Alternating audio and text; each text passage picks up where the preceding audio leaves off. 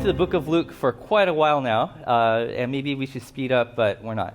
So we're going through chapter 12, and chapter 12 and 13 is going to be called Hang On. That's our theme for this, because we're going to find out there's a lot of instances where people are tempted to compromise, but they decide to hang on. And Jesus here is teaching his disciples and the people around him how important it is to hang on to him in the time that we really feel like we should just let go. So today we're going to be looking at Luke chapter 12, verses 13 through 21. And if you want to follow along, you can. All the scripture will be on the screen. Or if you want to read it at home, you could do that too.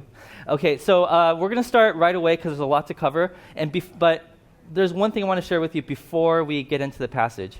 Today we're going to be talking about something really sensitive, and that is money.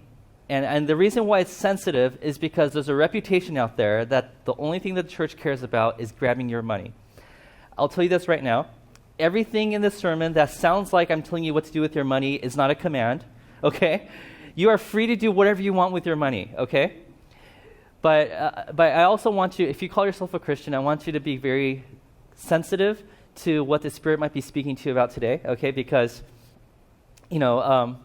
we're required to be very, we're held accountable by God to do with what we own. So just that out there. If you're not a Christian, if you're visiting us for the first time, you could apply this to your life if you want, okay? But just so you know, God isn't interested in getting something from you, okay? God is interested in doing something for you. And this is just one of those things. So just to let you guys know, if you feel like, I should give, and you're like, but the church isn't it for the money, give it to somebody else, okay? We'll get to it when we get there. So that's just the one thing I want you to know. So once again, Luke chapter 12, verses 13 through 21. Let's get started. Okay, here's verse 13. Someone in the crowd said to him, that's Jesus, "Teacher, tell my brother to divide the inheritance with me." Now, this story was told 2,000 years ago on the other side of the globe. So when they talk about inheritance, there's a certain code, a certain law that they followed. Okay, and this is what that sounds like. In the Old Testament, there's a bunch of rules, and one of the rules says, when you give your inheritance to your kids, make sure that the oldest son gets twice as much as everybody else in the family, because the oldest son is the one that's going to take care of everything else. Everything that the parents were doing, the oldest son is going to take care of. So this is probably a question that came from one of the younger brothers who looked at the older brother who just inherited everything, and he says, bro, you're supposed to give me some money. I'm owed some stuff. And because he's not giving it to me, I'm going to go talk to somebody with authority. In this case, is teacher, Jesus, Rabbi Jesus, okay, and says, I know what the law says. I know what the rule says. Jesus, you know what the rule says too. Can you tell my brother, can you set him straight? Can you tell him to give my share of the inheritance to me? Because he's been hoarding it all. Okay, so that's the context. Okay, my brother isn't following the rules. Please tell him to follow the rules. Jesus' response. He replied, "Man, who appointed me judge or an arbiter between you?" It's like, you're not asking me to be a judge over you. You're just telling me to confirm what you're just telling me to do. And then next, Jesus says something that's unexpected. He starts to teach a lesson that you think, this guy who asked Jesus this question, or this, it's like, can you please do this for me?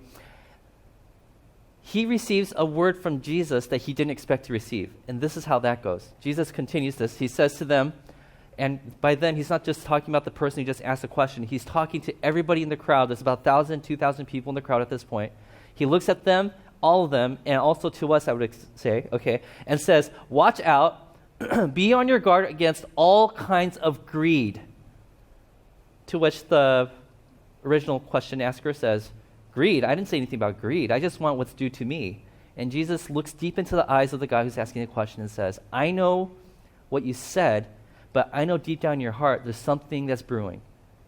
And the fact that your brother doesn't want to give you your share of the inheritance to you tells me that maybe he has a little bit of greed inside of him too. This is a greed issue." It's like, really? It's like, yeah, this is a greed issue. Well, tell me more. It's like, Jesus, I would be happy to, because we're still in verse 15. Next part, he says, "Life does not consist in an abundance of possessions." He says, the worth that you carry with you is not equal to how much you own.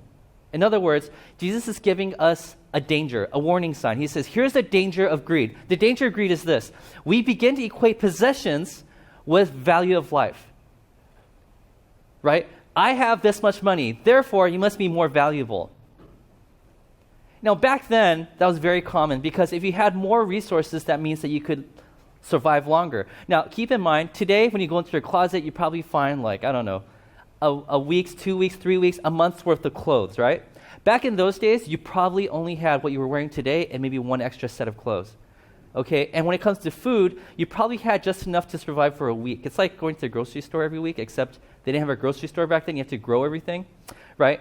So there were like always, every day, you were this close to going hungry, or you're going this close to being naked, you're this close to being homeless. So you got to keep in mind, okay, that having extra stuff was unheard of back then. Okay, and so if you had more stuff, people will assume that you were a better person because you're like, God must have blessed you even more than he blessed my family, so you must be more important in God's eyes. And I would even say that maybe today we're kind of like this. I know deep down inside we've been taught, like, hey, it's not about how much stuff you own. But you're driving your car and you see a nicer car over there and you immediately think, that person makes more money than me. Maybe he's more educated than me. Maybe that person has a better looking family than me, Why is it that rich people are always better looking than me? Right? That person has the clothes that I wanted to wear today. That person has the computer, the phone, the new iPhone 11 Pro Max, whatever. That person probably has that already, probably had it a week before it was released, right? Well, whatever it is, you start to give them you start to attribute these values to them that that person doesn't necessarily have. When that person has more, you start thinking that person is better. And Jesus says that's the danger of greed. If you start chasing after the stuff of this world, and that's the goal in your life, okay, it's okay to have stuff, but if that's the goal in your life is to have more and more stuff, then you will start to look at other people as people who are participating in the game you're playing and that they're winning. They're further along than you. So you start thinking that they're better than you. And Jesus says that's the danger of greed. You stop looking at the person's inherent value and you start attributing them and measuring them according to a different scale, right? Because God will look at you and say, great, you have 10 more stuff than that guy does, but you're just the same in my eyes. You and that other guy, you guys are equal. And he says, it's dangerous when you start thinking about greed, when you're caught in this game called greed, because when you do, you start measuring people by a scale that I never intended to use to measure people's worth. And then, Jesus doesn't just stop there. He's like, let me tell you a story. We call those parables. So he says, and he told them this parable. So he's like, it's story time. Are you guys ready to listen? Because when he tells a story, when he tells a parable, usually it requires you to put on a different type of thinking cap. So you have to think in the way that people thought back then in order to understand what he's about to teach us. He goes like this. The ground of a certain rich man yielded an abundant harvest. So there's a farmer. And the ground started yielding more and more crops. Now, if you're a farmer and you had more crops today than you had last year, the credit usually goes to the farmer. But look at the text. Who does Jesus, or what does Jesus give credit to? He says it's the ground that yielded the crop, not the farmer, the ground. He's trying to make a point here. And he says, he thought to himself, what shall I do? I have no place to store my crops. So immediately in the beginning of this story, in the beginning of this parable, Jesus starts off by giving us this weird scene where he says, it was the ground, it wasn't the skill of the farmer, although that might have something to do with it. Okay, the farmer could have been a part of making it grow more than it did, abundantly than it did last year. Okay, but he says, but it's the ground. He's trying to paint this picture that it wasn't him that actually was responsible for the crops, but he claims it to be his. He's like, what should I do with my crops? So immediately Jesus gives us this scenario. Your success is not completely derived from your hard work. Like, what do you mean, Kotz? I studied really hard for that test. I deserve that A. Oh, but Kotz, I worked really hard. I worked 8 hours yesterday so that I could have this paycheck. Oh, Kotz, I sacrificed so much so that I could make this much money. To which Jesus would say, good job. Okay, I'm glad you're working hard. I'm glad you're studying hard. But to think that you were the only one responsible for allowing this to happen is crazy. Like, you think about, well, you said, I'm a doctor. I save lives. I deserve this pay. It's like, oh, yeah, that's good. You probably do. Okay, and I'm not here to say no otherwise. But Jesus would say, but you are standing on the shoulders of people who invented stuff in the past. If you, the way you are right now, were living 200 years ago, you probably won't be making the same amount of money you be making today, right? As a matter of fact, the opportunities that took for you to get there, the right schools, the amount of tuition that your parents paid, or the aid that you got to pay for some of this stuff. Maybe the professors you had that taught you in the right way that resonated with you. All these things fell into place in the right way so that you could become a doctor. Or maybe you're a lawyer, and you're like, yeah, I did this on my own. I deserve the money that I have. And Jesus would say, yes, you probably do, but you have to remember that there are other things that happened underneath you that you're standing on. It wasn't just you. Yes, I want to recognize that you put a lot of work into it, but you're not the only one. Or maybe you're a CEO. Maybe you're like Jeff Bezos from Amazon. But he's standing on the works of people who created the internet, right? If there was no internet, there'd be no Amazon. And so Jesus says, I know you worked really hard, Mr. Farmer dude. You made a lot of money. Good job, right? But it was the ground that gave you those crops. So stop acting like it's all yours. It's not just yours. It belongs to God. So what he's telling us is this. Your possessions do not belong to you. And so he looks back at the person who asked the question. He says, my brother has a lot of my dad's stuff, and I want him to give me my share. And Jesus says, be careful, that's greed.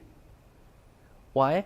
Because the discussion that they're having is, who does it belong to? It belongs to my brother. No, it belongs to me. Or this portion belongs to me, and the rest belongs to them. And Jesus is like, you're having the wrong conversation. It all does not belong to either of you. It belongs to God, who happens to have given it to your brother. And you're like, oh, that's just a wording thing, right? I mean, you're just wording it differently so that, it's like, no, it makes all the difference in the world. He's basically saying, if you bring it down, if you think that because you're successful in one area that it was all you, he's like, talk to your parents who probably supported you to get there. And if you want to find out how your parents supported you, maybe they had a job that was able to support them. And so talk to that person's boss or the person who started that business. And if you were to track that back to when it started, you might find out that there was another person behind it. And behind that, there's somebody else, and so forth, all the way. And it gets traced all the way back to God. So he says, you should be thanking God for the things that you have, for the education that you have or are getting. And then Jesus continues his teaching, his parable. Then he said, this is what I'll do. This is the farmer. He's like, this is what I'm going to do with all the stuff I have. I will tear down my barns and build bigger ones, and there I will store my surplus grain.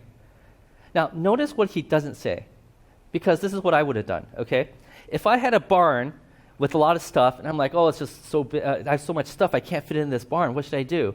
I would probably build another one, right? But he doesn't do that. What he does instead is that he tears down the one he has right now to build a bigger one so he can store more. Now, if you have excess, what you should actually be doing is you should be giving it away, or you should be giving it to people who really need it. But instead, he thinks about his business, okay? And as he's thinking to himself, I'm going to hold on to this until there's a famine. And if you're like, where did you get that in the text? I'll explain to you in a second, okay? When there's a famine, I'll sell it back to the people for extra income. Now, where did I get that? This very phrase that you see on the screen right here, it says to tear down and build bigger ones for the surplus. When an ancient Jewish group of people heard this story, so 2,000 years ago, if the group of Jewish people were listening to this story, Jesus telling this story, immediately there are light bulbs going off their heads because they know the Old Testament stories. See, when Jesus starts talking about how somebody tears something down to build something else that's bigger and to pour more things so that you can pour the surplus in there, they're thinking about empire. These are empire words. So they're thinking about Egypt. When there was a big famine coming, Joseph goes up to the Pharaoh and says, hey, there's a big famine. I think we should start storing stuff up. And then he puts all this stuff up. And for 7 years, they had plenty. They were able to distribute the food to the people so they won't go hungry for 7 years. But then the Pharaoh realized after that, wow, people are so dependent on me. I could get a lot of power out of this. And so he started storing more stuff into his storehouses so that when there's a famine, he's like, you got to come to me now to get your food. And before you know it, there's an empire. And so when Jesus is telling this story, people are listening to the story about this farmer guy, and he's like, wow, this guy's turning into the enemy that we've been fearing this in the existence of Israel, which is there's these world powers who are taking advantage of the lack of resources in our world, right? It's like, are you telling me, Jesus, that the conversation that these brothers are having is almost the birth of something very dangerous. And Jesus is like, I'm glad you're catching on to what I'm trying to imply here. And then he says this, and I'll say to myself, this is the farmer, it's like, I'm going to tell myself, and he's talking to himself, by the way. And by the way, in the book of Luke, whenever somebody talks to himself, it's never a good thing.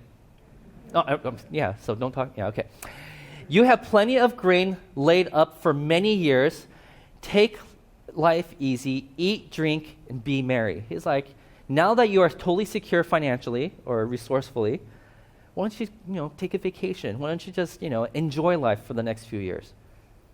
Now, regarding this passage, what we just read up until now, I want to share with you a commentary by a professor named Joel Green.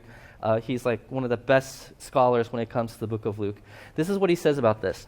What is good business practice for this wealthy farmer landholder has detrimental consequences for the peasants and tenants who are his neighbors and who far outnumber him in the village economy. What he's saying is this. What he just did, this farmer just did, tearing down and building something bigger so he could pour more into it, he's like, that's very good business sense. You're preparing for next year's crop. You're like, right? But in doing so, you're actually harming your neighbors. Right? You are more secure, you have more stuff, you are better off, but your neighbors are not. It's actually bad for the economy. Right? Next part, he says this. His decision to hold back his produce will reflect harmfully on the regional economy. It will at the same time secure his economic power and position of status in the village as others are made more and more dependent on him. He's propping himself up to be the provider of his village. He's making himself into basically the provider. He's making himself into an idol.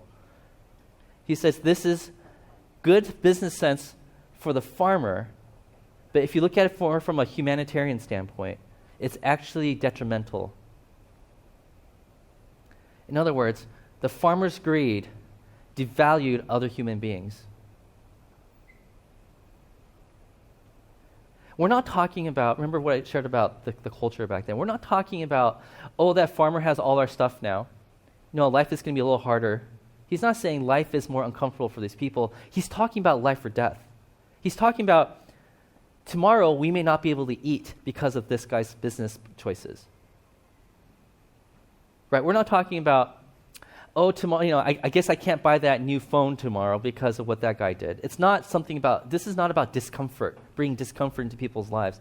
We're talking about taking lives away. We're talking about people becoming homeless, people going hungry, people being malnutrition, having malnutrition. He's like, this person, because he made good business. Now, I'm not saying that you should not do whatever you can to improve the business that you're a part of. He's not saying that. He's saying, when it comes to greed, you start to devalue people because you only look at numbers all of a sudden. You only think about the growth of yourself without considering the effect it might have on other people. And then, in this story that Jesus is telling, God speaks to the farmer. This is what he says. God said to him, "You fool." Now, today the word fool could mean a lot of things, right? Hey, what's that fool? It could be an endearing thing. It could be just like, a snarky comment. In the Old and New Testament, the word fool, especially in the New Testament, which is written in Greek, is the word aphron, not to be confused with Zac Efron, but it's aphron, okay, which means to live as if, okay, aphron, okay.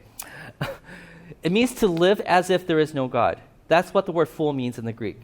Okay, so meaning, if you believe that this life is all there is, that there is no life beyond this one, right?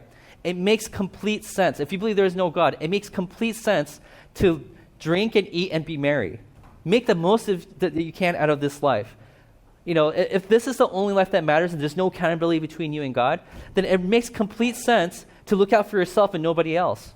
Survival of the fittest, right? Come on, let's build ourselves an empire because that's what really matters. And so when God shows up in this story and talks to the rich farmer, he looks at him and says, "You're living as if you don't think that I exist. You fool, you Ephron," right? And then he says, "This very night, your life will be demanded from you. Then who will get what you have prepared for yourself?" Now, I don't want you to jump to conclusions here. Jesus is not saying that if you're greedy, you're going to die tonight. Okay? And if you happen to pass away tonight, it's not because that person was greedy. Okay? So don't jump to that conclusion, because I've heard people say this before, that if you're greedy, God's going to take your life tonight. No, that's not what he's saying. The point he's trying to make is the part that I highlighted right there for you. He says, who will get your stuff? What he's saying here is, at the end of the day, right, who gets your stuff? Who ends up with your stuff? Because the question that Jesus is asking here is not, how much security do you have in your life? What he wants to do is he's trying to force us to ask this very important question. That question is this: why did God give you more than you need? He's trying to get the farmer to ask that question. He's like, why do you think you have an abundance of crops this year? Or maybe he's asking the older brother, why do you think all the inheritance went to you?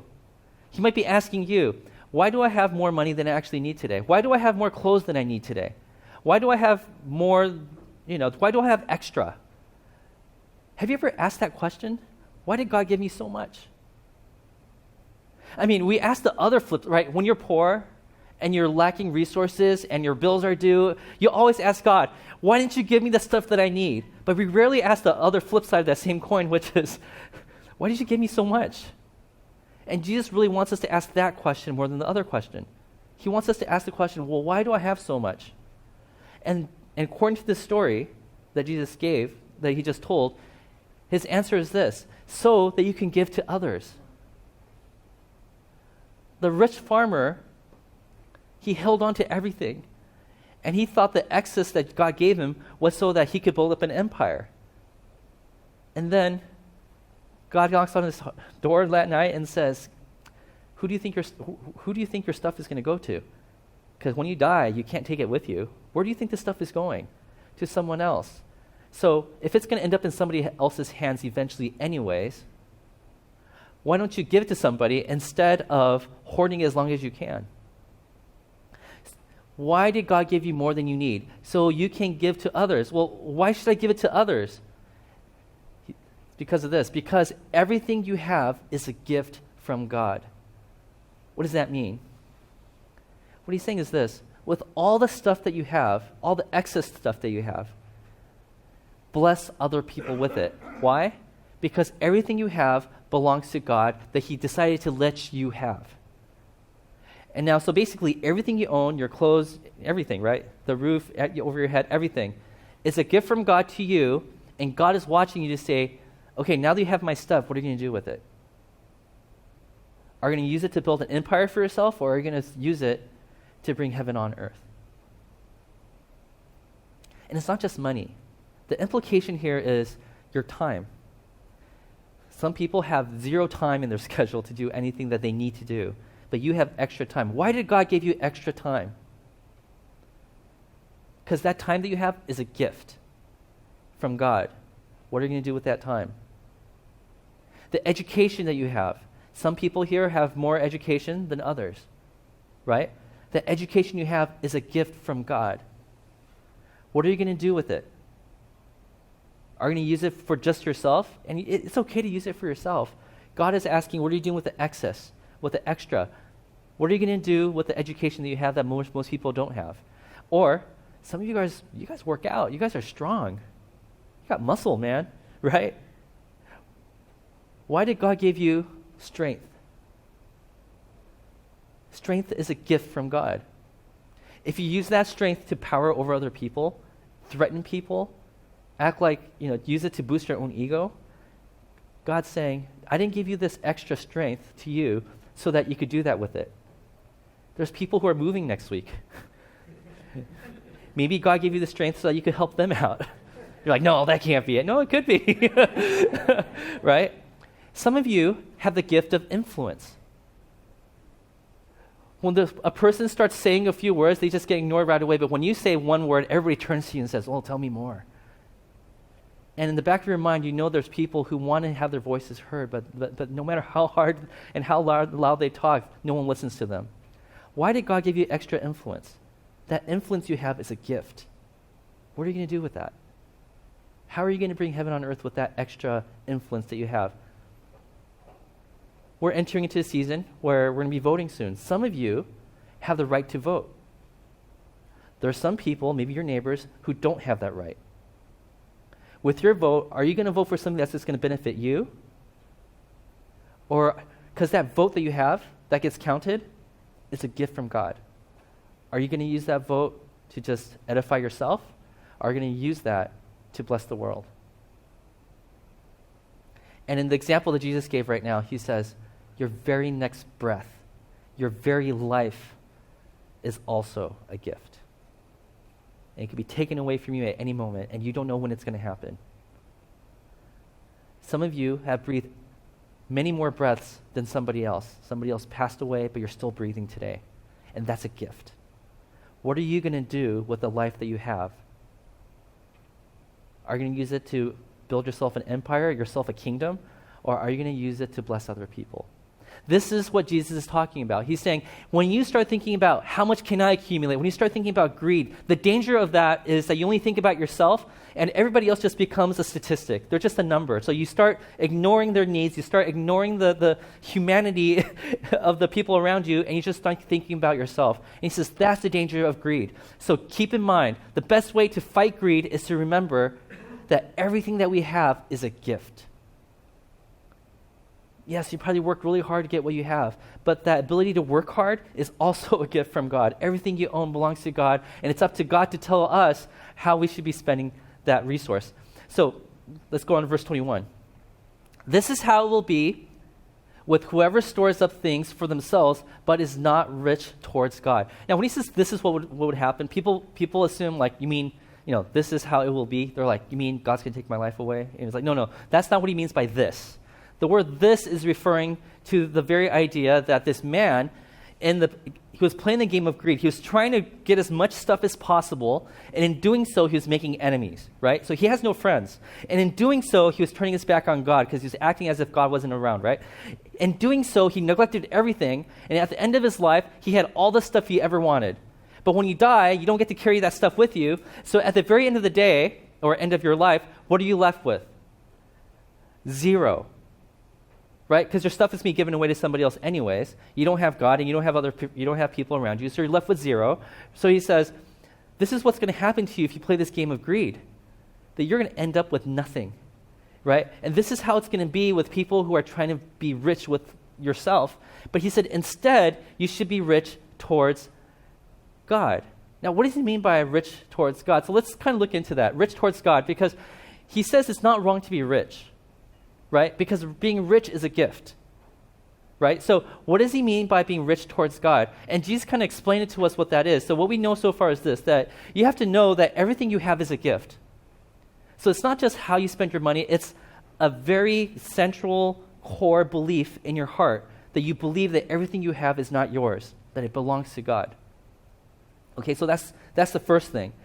Okay, and the second thing, what you want to do if you want to be rich towards God is you want to give away what you don't need. So let me put a lot of you guys off the hook. Jesus is not saying give away everything you have so that you have nothing to live off of. That's not what he's saying here. In other parts of the Bible, Old and New Testament, Jesus talks about how you have to meet your needs first before you go on and give away what you have, because God gave you some stuff to enjoy. Right? But then God sometimes is giving you more than you need to enjoy. And so at that point, the excess part, you need to give it away.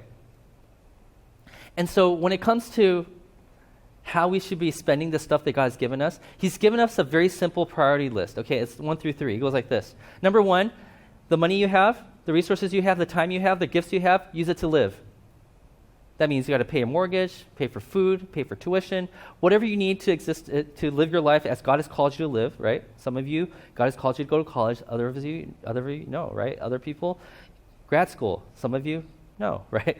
Whatever it is that God has called you to live, okay? Whatever God's given you, use that to pay for that, okay? Number 2 is you need to start saving. So maybe God has called you to do something else in the future. Like, hey, when you have a family, God has called you to have, a house or a rental property or a vacation, right? Or a car, whatever it is, right? Retirement, right? Save. So first, live off of what you have and then save. And then finally, with the excess that you have on top of that, he's like, I want you to give that away. But there's a problem with this. There's a problem with this model. And now I'm not saying that the model that Jesus gave us has a problem. The problem is not with the model. It's actually with us.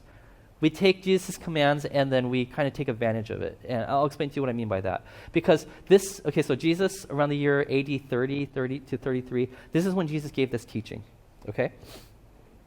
Since then, after Jesus died on the cross and he rose again, a new group of people emerged, and that's called the Christians, the church. That's who we are, okay? And as they were trying to live according to the ways of Jesus, okay, some corruption started to pop up inside the church. I know, surprise, right? Right? People were starting to spend money on themselves. Like what they were doing is, when it says live, you're like, okay, so I'll pay for my mortgage, I'll pay for my rent, I'll pay for my food, I'll pay for my tuition, right? And then save. Okay, so I'll save for retirement, I'll save for college, I'll save for my vacation, I'll save for a car, I'll save for an emergency fund, I'll do all that, right? And then you have, like, let's just say, whatever left. Now, when you saw that there's an excess, you're like, wait a minute. Instead of giving it away, I can't technically say that I'm saving up for a yacht. So let's just put that in my number 2 category, we'll do that. And okay, I'm gonna give this away, but to live, I can't just eat, the food I'm eating right now. I need to splurge every once in a while. So I'll put this in category 1. And so part of my living expense also includes a fine steak dinner from Laurie's or whatever, right? And it's like, okay, I have this much left. Oh, you know what? I would give it away, but I need to save up for the new iPhone that comes out 2 weeks from now, or whatever, right? And so as you're looking at all this, you're like, oh, look, I have nothing left to give away. And so as the first century church was starting to come together, right, some of the church leaders are looking at this saying, this isn't right. There's some corruption happening here. So I need to restate to them what Jesus just taught them a few years ago. And so this is a letter from a guy named Paul the Apostle, who's telling a pastor of a small church called Timothy on what he should do. So this is how it goes. He says, command those who are rich in the present world not to be arrogant, meaning these people are using their money in the way they're doing, and they're feeling arrogant about it because they believe in their hearts that they actually earned this, that this actually belongs to them, that this is my possession, right? That's why they're arrogant. He's like, command those who are rich in this present world not to be arrogant, nor to put their hope in wealth, which is so uncertain, but to put their hope in God, who richly provides us with everything for our enjoyment. He says, first, let's get their mind off of being arrogant. The reason they're doing this, reallocating, trying to justify why they should be spending more on themselves than other people. Let's make sure that the first step is that they remember that this is not their stuff. This is a gift, right? Because we have to be reminded that it is God who richly provides us. So Paul is basically telling Pastor Timothy, you need to preach a sermon or teach them in small group that, that what they have is a gift, that it was God who gave it to them for their enjoyment. It's not because they worked hard that they own everything they have. Yes, they worked hard, but it's because of God that they're able to work hard. So just remind them that what they have is a gift. And then, right, he says, hey, the food that you're eating, the clothes you're wearing, the roof over your head, the next breath that you're breathing is all a gift. It's all gift provided by God who loves us. And then with the stuff that God has given you, he says this, next verse. Command them to do good, to be rich in good deeds, and to be generous and willing to share. So Paul, he takes this model, next screen, he gives this model right here that Jesus gave us and says, if you guys are having a hard time disciplining yourselves to follow this model because you keep justifying it, you're like, oh, I will just move this to here and there, he gives us a brand new model. And like I said, Paul isn't trying to change Jesus' teaching. He's trying to teach us that if you have a problem following this model, there's another way of going about it. And he says this, the new model is this. First, start off by thinking of how much you want to give. And then think of how much you want to save. And then you live on the rest. So he kind of flipped it upside down. He says, because if you give what is excess, right? Let's just say you have, like, just so that it's easier to keep track, we'll use smaller numbers. Let's just say you have $10 that you need to live off of, right? And you're like, I'm going to save $10, and the remaining $10 I'm going to give away, right? It could be anywhere. You could give it to somebody who's in need, or you could give it to the church, but if you're like, it's conspiracy, you don't have to give it to the church. Just give it to whoever, because this is what, he doesn't really specify who to give it away to, okay? But he says, just give it away. But he's like, but if you're the kind of person that takes the $10 in category 3 and you put it into category 1 and 2 just so that you don't have to give anything away, then what you probably need to do is you start off by giving away $10, and then you save $10, and then you live off of the remaining $10. One of the founder of the Methodist movement, his name is John Wesley. He was known for doing this. He said that for him to live, he lived in London for the first part of his life. He says it takes about 18 pounds for him to live, and he was making 20 pounds. So he gave away 2 pounds. He says later on in his life, he was making 30 pounds. So he gave away 12 pounds. He didn't upgrade his lifestyle. What he did instead was the excess got bigger, he just gave it away. And he was asked, how did you do that? And he said, well, from a very young age, I got into the habit of giving away first, saving second, and then living on the rest. So I'm not saying this is the model for everybody. And like I said, I will never tell you what to do with your money. But this is a suggestion that the Bible gives us, is the goal is to live, save, then give away the rest. But if you have a hard time doing that, if you need more discipline in your life, you need more structure so that you follow these recommendations, then maybe we should flip it around and say, maybe we should give, save, and then live on the rest. What both Paul and what Jesus is saying is very clear. What he's saying is this: we have a divine responsibility to give. If we only care about the quality of our lives, if we only care about building up our own kingdoms, our own empires, it is impossible to bring heaven on earth because we're only thinking about ourselves. So where are you on this spectrum? Have you been the kind of person that says, you know what, I'm going to compromise more and more so that I can build up my own life? Do you think about yourself first before you think about the people around you? And if that's you, then maybe we should go with Paul's model, which is give, save, and then live on the rest. But maybe you've been doing that for a long time, and now it's just natural to you. You know, when I think about what Jesus is teaching in this parable, I think about my own kids. So I haven't had a laptop for a long time because I've been able to do most of my work on an iPad. And so I've been, taking my keyboard to Starbucks with my iPad, and I'm like typing up my sermons, and I'm doing all this work. But it's not just a work machine for me. It's also a plaything. When I'm home, like I'm surfing the web, I'm checking emails, I'm watching videos. YouTube takes away so much of my time in my life, but it's okay. But then I'm starting to realize that my kids are doing the same thing. They take my iPad when I'm not working with it. Like, Daddy, can you use the iPad? Sure. And when there's usually a fight that happens, it's usually them fighting over whose iPad it is. They're like, Justin took iPad, and Justin's like, but I was using it first. And the whole time I'm thinking, but it's actually mine, right? Right? What they're really fighting over is, whose turn is it? Right? But when they start using terms that makes me think like this is actually mine, right? Then at that point I'm like, oh, you totally missed the point. And I'm sure that's what Jesus felt too. When these two guys when this younger brother came up to Jesus and said, Jesus, tell my brother to give me my share of my inheritance because he's hoarding everything. I'm sure Jesus felt like what I felt, which is, but it's really mine. I can't believe these guys are fighting over this. They're having the wrong conversation. They forgot that it's a gift. God gives an abundance to certain people and not to other people, not because he's trying to be unfair. He's doing that so that he could give people the opportunity to share and experience the blessings. When I let my kids use my iPad and I see them fight over it, and the fight is about who it belongs to, my heart breaks because I'm like, you're using my stuff so that you could learn how to share. Or even when I give them a room, my wife and I were like, we have more than one bedroom, but we're going to put them in the same bedroom on purpose so they learn how to share. And when they start fighting over that corner is mine, or this part of the room is mine, you can't cross this line. At that point, I'm thinking, oh, you missed the point.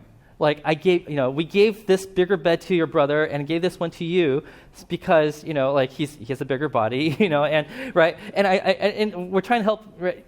In the same way, God has given some people more stuff, and it's not because you're amazing with your hands. Okay, it's not because you're valued more in the eyes of God. In the same way, God has given my wife and I jobs so we could earn some money. Okay, God did not give my kids jobs because they're too young. Now, if my wife and I were like, we're going to hoard this stuff because all that matters is us, right, we would be irresponsible. The fact is, God didn't give anything to our kids yet, but he's given a lot to us so that we could give to them. See, and no one would say, this is so unfair, God, that you gave these adults some more stuff than the kids. No, no, no. God wants to make us responsible, right, and participate in the blessings of experiencing this gift from God, and we give it to our kids, and now they're experiencing the gift that came from God that came through their parents. In the same way, your neighbors, the people around you, if you keep thinking about greed, how much stuff you could accumulate, you're going to miss out on the humanity of the people who live around you. So brothers and sisters, may we all recognize that everything that we have is a gift. And the more we're convinced of that, the less greed there will be in the body of Christ. Amen? All right, let's pray.